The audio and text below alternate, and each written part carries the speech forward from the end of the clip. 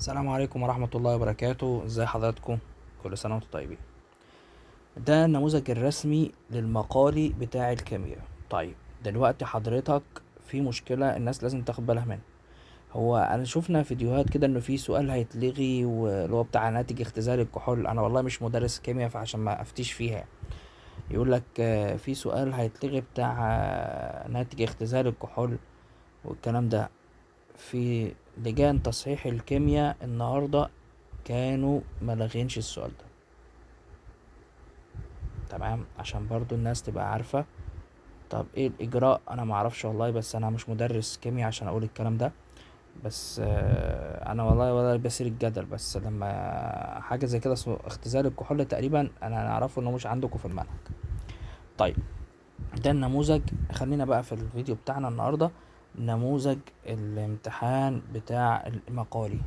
يعني مثلا سؤال 46 بيقول لك واحد ناتج اختزال الكحولات ما بتختزلش بتتأكسد. ده اللي انا اعرفه، يعني انا مدرس فيزياء بس ده كلنا عارفينه يعني. غير قابل للاختزال او ميثانول او ميثوكسيد الصوديوم، ده كله عليه نص درجة.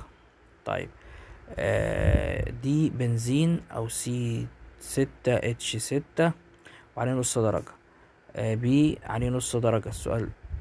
دي الإجابة دي لا يحدث تفاعل نص درجة. ده المجموع درجتين، يعني السؤال هو 46 عليه درجتين، نص نص نص نص. طيب بالنسبة بقى السؤال رقم 45، داية مغناطيسية اللي هي دي بلس 6 نصف درجة، وبي بلس 6 بارا مغناطيسية نصف درجة، A بلس 3 نصف درجة، أو FE اللي هو الحديد تقريبا، الاي بلس 3 نصف درجة، او ان اي. ده المجموع درجتين. يبقى في الامتحان بتاع المقالي ده نموذج الاجابة اللي بيتصحح منه اهو.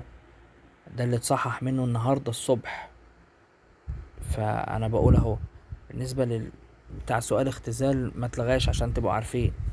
ما نزلش حاجة رسمي عشان انا بتكلم على حاجة لمصلحة الطلبة. تمام، بس ربنا يوفقكم ان شاء الله، وهنزلكم بقية نموذج الرسم ان شاء الله للكيمياء باذن الله قريبا. انتظرونا. السلام عليكم ورحمة الله وبركاته.